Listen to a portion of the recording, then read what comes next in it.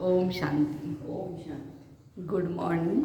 Morning. आज सभी भाइयों को विशेष भाई दूज की मुबारक हो, मुबारक हो, मुबारक हो। हैप्पी दिवाली। आज 6 तारीख के महावाक्य सुनते हैं। मीठे बाबा कहते हैं, मीठे बच्चे, संगम युग पर तुम्हें बाप द्वारा अच्छी बुद्धि और श्रेष्ठ मत मिलती है, जिससे तुम ब्राह्मण से देवता बन जाते हो। संगम युग पर तुम्हें बाप द्वारा अच्छी बुद्धि और श्रेष्ठ मत मिलती है, जिससे तुम ब्राह्मण से देवता बन जाते हो। आज का प्रश्न है, तुम बच्चे किस मस्ती में रहो तो चलन बड़ी रॉयल हो जाएगी। उत्तर है, तुम्हें ज्ञान की मस्ती चढ़ी रहनी चाहिए। ओहो, हम भगवान के सन्मुख बैठे हैं। हम यहाँ से जाएंगे और जाकर विश्व का मालिक, क्राउन प्रिंस बनेंगे। जब ऐसी मस्ती रहे तो चलन स्वतः ही रॉयल हो जाएंगी। मुख से बहुत मीठे बोल निकलेंगे, आपस में बहुत ही प्यार रहेगा। आज का गीत है, महफिल में जल उठी क्षमा परवानों के लिए। ओम शांति। मीठे मीठे बच्चों, रूहानी बच्चों ने आकर के ब्राह्मण बन रूहानी बाबा से यह जरूर समझा है, हम हैं संगम युगी ब्राह्मण। बाबा ने हमारे बुद्धि का ताला खोला है। अब हम समझते हैं यह है संगम युग। मनुष्य जो भी पतित भ्रष्टाचारी है, वो फिर पावन बन भविष्य में पावन श्रेष्ठाचारी पुरुषोत्तम कहलाएंगे। यह लक्ष्मी नारायण कभी तो पुरुषार्थ कर पुरुषोत्तम बने हैं ना, तभी तो उनका गायन करते हैं, पूजन करते हैं। इनों की हिस्ट्री जरूर चाहिए। इन लक्ष्मी नारायण का राज्य कब स्थापन हुआ? इन लक्ष्मी नारायण का राज्य कब स्थापन हुआ? न कलियुग में न सतयुग में। स्वर्ग स्थापन होता है संगम पर। स्थापना कब होती है? संगम युग में। इतने विस्तार में कोई जाते नहीं। तुम जानते हो यह संगम युग है। कलियुग के बाद सतयुग, नई दुनिया जरूर होती है, तो जरूर संगम युग भी होगा। फिर नई दुनिया में नया राज्य होगा। बुद्धि चलनी चाहिए। ज्ञान के लिए बाबा कहते बुद्धि चलनी चाहिए। तुम जानते हो बाप द्वारा हमको अच्छी बुद्धि और श्रीमत मिल रही है। कहते हैं, हे ईश्वरीय को सदैव सुमत अथवा अच्छी मत दो। हे भगवान, हमें ईश्वर अल्लाह तेरो नाम सबकी सन्मति कर दे भगवान। या हे भगवान, हमें बुद्धि अच्छी दो, सत्सद विवेक बुद्धि दो। क्योंकि बुद्धि अच्छी होगी तो विजन भी अच्छी होगी, उसका एटीट्यूड भी अच्छा रहेगा और कर्म भी अच्छा होगा। तो बाबा कहते हैं कि यह वह सारी दुनिया का बाप है, सबको अच्छी मत देने वाला है शिव बाबा। संगम युग पर आकर अपने बच्चों को अच्छी मत देते हैं, जिसको पांडव संप्रदाय, दैवी संप्रदाय शास्त्रों में लिखा हुआ है। ब्राह्मण संप्रदाय और दैवी संप्रदाय को भी कोई समझ नहीं सकते। ब्रह्मा द्वारा ही ब्राह्मण संप्रदाय बन सकते हैं। परमपिता परमात्मा ही ब्रह्मा द्वारा यह रचना रचते हैं। प्रजापिता है, तब तो इतने सब ब्रह्मा कुमार कुमारियां हैं। जब तक कोई आकर तुम ब्राह्मणों द्वारा ज्ञान न ले, तब तक सद्गति हो नहीं सकती। तुम्हारे पास बहुत आएंगे, सन्यासी भी आएंगे और धर्म वाले भी आएंगे बाप से वर्षा लेने। स्वर्ग में उनका पाठ नहीं है, परंतु सबको संदेश सबको देना है। बाबा कहते हैं कि उनका पाठ नहीं है स्वर्ग में, लेकिन हर एक आत्मा आकर के बाबा से शक्ति लेकर के जाएगी।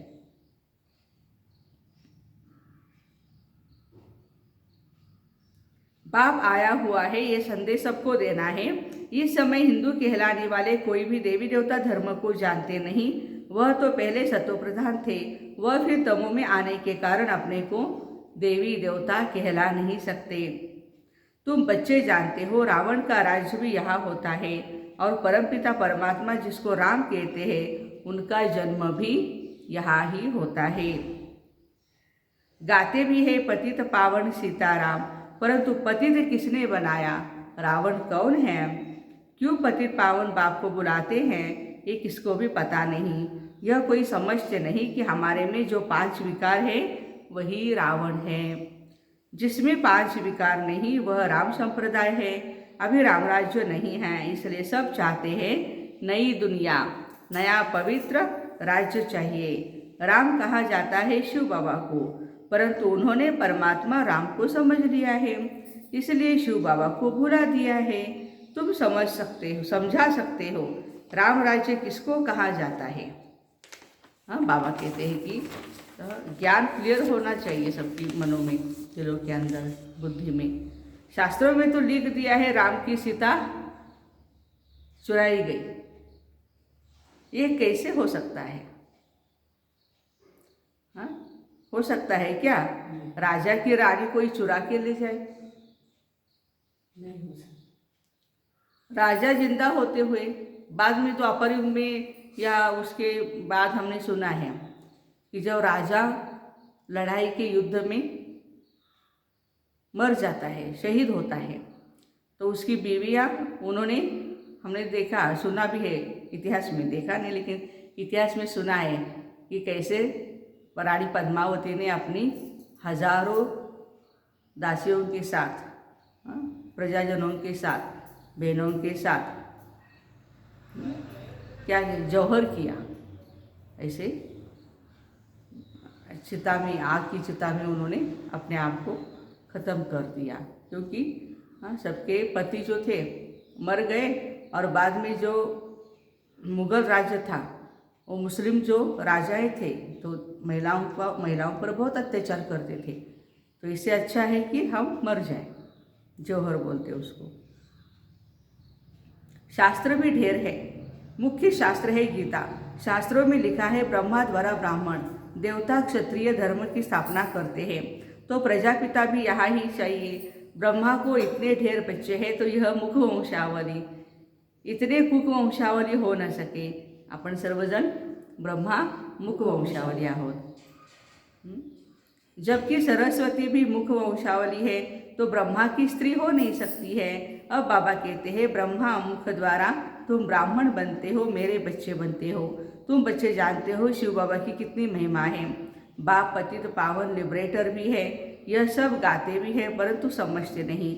इसलिए पहले बाबा का परिचय देना है कि वह पतित पावन है, गीता का भगवान है, निराकार शिव बाबा है, तो जरूर आकर ज्ञान सुनाया होगा। अब जिस शरीर द्वारा ज्ञान सुनाते हैं उनका नाम क्या रखा है? ब्रह्मा बाबा। नहीं तो ब्रह्मा कहाँ से आए? ब्रह्मा का बाप कौन है? ब्रह्मा विष्णु शंकर का रचयिता कौन? यह है गुह्य प्रश्न। त्रिमूर्ति देवता तो कहते हैं परंतु यह आए कहाँ से? अब बाबा समझाते हैं इनका भी रचता ऊंचे ते ऊंचा भगवत ही है जिसको शिव कहते हैं। यह 3 देवताएं लाइट के हैं, इनमें हड्डी मांस नहीं है परंतु मोटी बुद्धि समझ नहीं सकते। सूक्ष्म शरीर वाले ये देवताएं हैं, ब्रह्मा विष्णु और महेश, लेकिन जिनकी बुद्धि मोटी है उनके बुद्धि में समझ में नहीं आएगा। इस पर समझाना है ऊंचे ते ऊंचा भगवान है, वह ब्रह्मा द्वारा स्वर्ग का वर्षा दे रहे हैं। गाते भी है मनुष्य से देवता किए करत न लागे वार। देवता बनने में टाइम नहीं लगता, 1 सेकंड में निश्चय हो गया, बस आत्मा पुरुषार्थ करती रहती है। फिर दिखाते हैं विष्णु की नाभि से ब्रह्मा निकला। कभी नाभि से बच्चा होता है क्या? हमें भी पता नहीं था, हम बचपन में भी ऐसे ही समझते थे कि माँ की नाभि से हम निकलते हैं, पता नहीं था सब बातें। अब बाबा बैठ सब राज समझाते हैं, परंतु जब कोई समझे तो ना, तुम जानते हो आत्मा को ही पाप आत्मा पुण्य आत्मा कहा जाता है। ऐसे नहीं कि पवित्र आत्मा सो परमात्मा है, परमात्मा बाप तो सदैव पावन है। तमो प्रधान को पतित कहा जाता है। सतयुग में जब सुख था तो वहाँ दुख का नाम नहीं था। मनुष्य तो कह देते हैं स्वर्ग अभी है, कुछ भी नहीं समझते, परंतु अंत में आकर बाप से वर्षा लेंगे। तुम बच्चे जानते हो हम अपनी राजधानी स्थापन कर रहे हैं। विश्व का मालिक और कोई बन नहीं सकता। विश्व पर राज्य सतयुग में होता है, कलयुग में सारी विश्व पर राज्य कोई नहीं कर सकता। यह भी किसको पता नहीं, गीता में भी महाभारी लड़ाई लगी थी, तभी सब धर्म विनाश हो जाते हैं। जैसे बांस का जंगल होता है, वो जब सूख जाता है तो आपस में टकराने पर आग लग जाती है और सारा जंगल जल जाता है। बांस यह मनुष्य सृष्टि झाड़ भी जड़ जड़ीभूत हो गया है। इनको भी अब बाबा कहते इस वृक्ष को भी क्या होगा, आग लगेगी। एक दो में लड़कर खत्म हो जाएंगे। आग का सामान भी बनाते रहते, अब एटॉमिक बॉम्ब्स द्वारा आग लगनी है। वो भी क्या है, बॉम्ब्स भी आग है। बॉम्ब पड़ला की जंगल सुधार लगना ना, जंगल पे बोलो या कहीं पर भी, गाँव में भी कहीं पर भी वो डाल सकते हैं ना, कितना खतरनाक होता है। हमारे बॉम्बे में भी बॉम्ब स्फोट हुआ था ना, देखा कैसे कितने लोग मारे गए। अब कलयुग नर्क बदल स्वर्ग होने वाला है। इस ज्ञान में मस्ती बहुत चाहिए, उल्टी मस्ती नहीं, देहाभिमान वाली। बाबा कहते ज्ञान वाली मस्ती चाहिए। अपने को देखना है कि हम उस नशे में, उस मस्ती में ज्ञान की रहते हैं। चेक करें अपने आप को।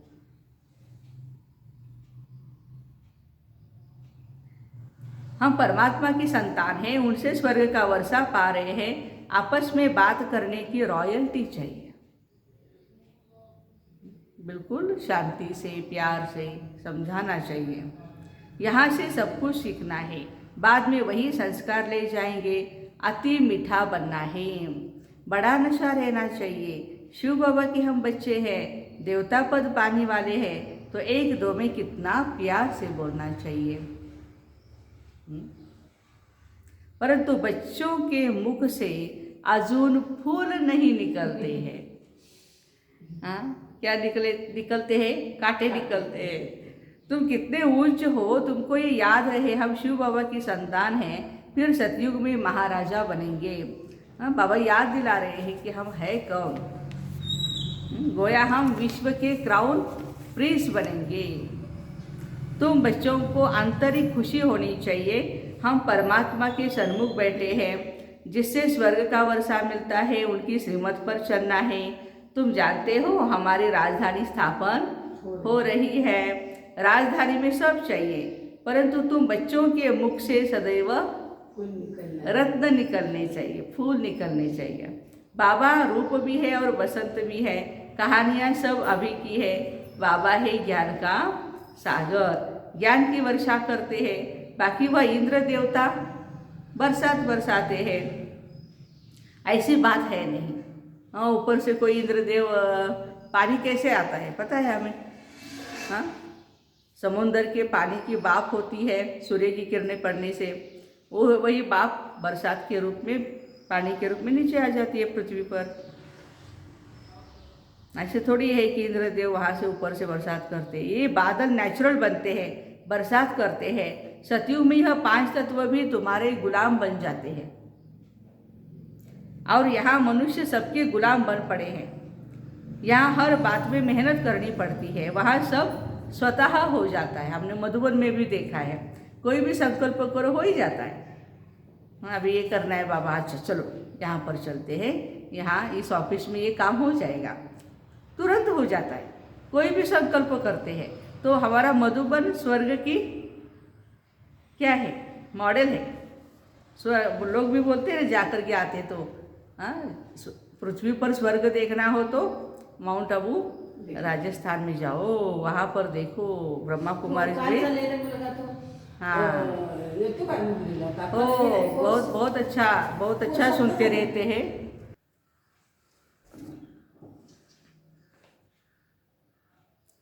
हाँ, तो बाबा कहते हैं कि ज्ञान की वर्षा करते हैं। तो बच्चों को बाबा की याद सदा रहनी चाहिए, इससे खुशी का पारा चढ़ा रहेगा। वो लोग साइंस वाले मंथन करते हैं, डीप में चले जाते हैं, कैसे कर सकते हैं, क्या कर सकते हैं। तुम बच्चों को वाणी का मंथन करना है। वाणी का प्रभाव कभी कभी बहुत अच्छा रहता है, कभी कम होता है। इनको कहा जाता मंथन करना। बच्चे बाप की अवस्था को देख रहे हैं और बाबा अपना अनुभव सुनाते हैं, तो कब बहुत उछल का प्रवाह रहता है, कभी कम, कभी बहुत अच्छी पॉइंट्स निकलती है।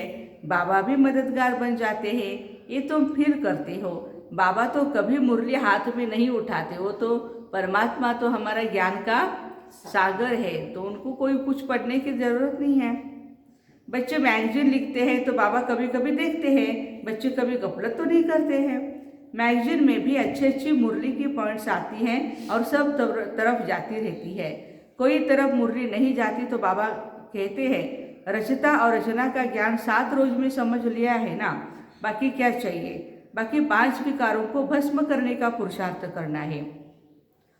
7 दिन का कोर्स हुआ, आप कहीं पर भी जा कर के मुरली सुन सकते हैं। यदि आपको मुरली नहीं मिल रही है तो बाबा को याद तो कर सकते हैं। आजकल तो ये सोशल मीडिया के द्वारा कितने सुंदर सुंदर पॉइंट्स, शाम को भी देखते हैं मुरली के लिए, योगा करने के लिए भी। हमारी दिल्ली ORC का भी, वहाँ से भी योग चलता रहता है। और भी पानीपत का सेंटर है, मधुबन तो हमारा है ही, ज्ञान सरोवर। तो जो भी हम देखते हैं यूट्यूब पर, कहीं से भी आप रिलेट होकर के बाबा के साथ अपने आप को जोड़ सकते हैं। तो बाबा कहते हैं कि तकलीफ नहीं, तुम बच्चों को, तुम बच्चे कोई के भी सत्संग में जा सकते हो, बाबा ने मना नहीं किया, जाओ, उनका भी सुन करके आओ। क्या कहते हैं, सेवा करने का भी उमंग आना चाहिए। जब सब धर्म वाले इकट्ठे होते हैं तो समझाना चाहिए हर एक धर्म अलग अलग है। भाई भाई कहते हैं परंतु मिलकर एक नहीं हो सकते।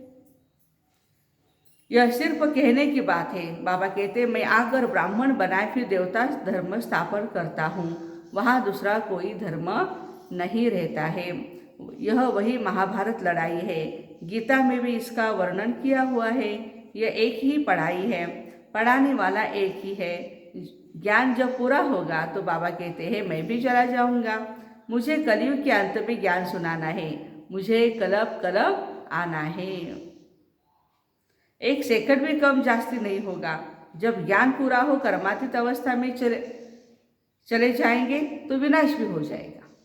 ज्ञान सुनेंगे, ज्ञान सुन करके धारण करेंगे, कर्मातीत अवस्था में चले जाएंगे तो विनाश होगा। दिन प्रतिदिन तुम्हारी सर्विस बढ़ती जाएगी। यहाँ तो न किसी में पवित्रता है न दैवी गुणों की धारणा है। वहाँ पवित्रता का अंतर देखो कितना है। तुम अभी संगम में बैठे हो, यही पुरुषोत्तम युग है। अभी तुम पुरुषोत्तम बन रहे हो, परंतु वह जलवा, वो चलन चाहिए ना। कभी मुख से पत्थर नहीं निकलने चाहिए, रत्न ही मुख से निकलने चाहिए। अभी तुम देवता समान गुलगुल बन रहे हो। गॉड आकर गॉड गॉडेज बनाते हैं। देवताओं को भी भगवान भगवती कहते हैं, परंतु ऐसा कौन बनाते हैं ये भी कोई नहीं जानते। तुम्हारी बुद्धि में पूरे रचना और रचना की नॉलेज है, फिर औरों को आप समान बनाने की भी जिम्मेवारी है, जवाबदारी है। बहुत आते रहेंगे, स्वदर्शन चक्रधारी ब्राह्मण ही बनते हैं। माया के तूफान भी बच्चों को आते हैं। कहाँ तूफान आने से हड्डी टूट जाती है। चलते चलते कोई डी सर्विस भी करते हैं। बाबा कहते कोई भी बच्चे छी काम नहीं करो। सावधानी दे रहे बाबा, अटेंशन खिंचवा रहे हैं।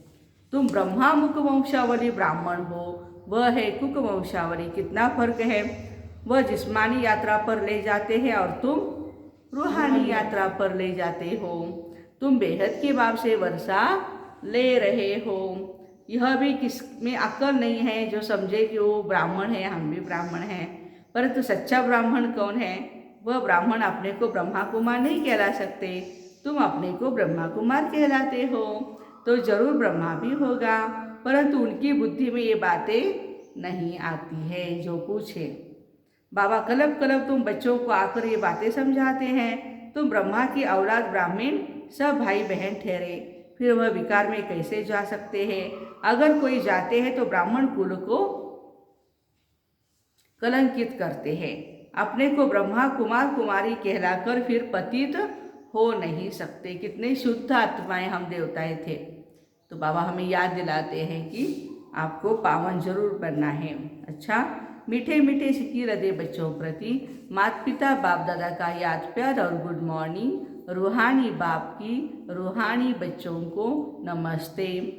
हम रूहानी बच्चों की रूहानी माता पिता बाप दादा को याद प्यार गुड मॉर्निंग और नमस्ते।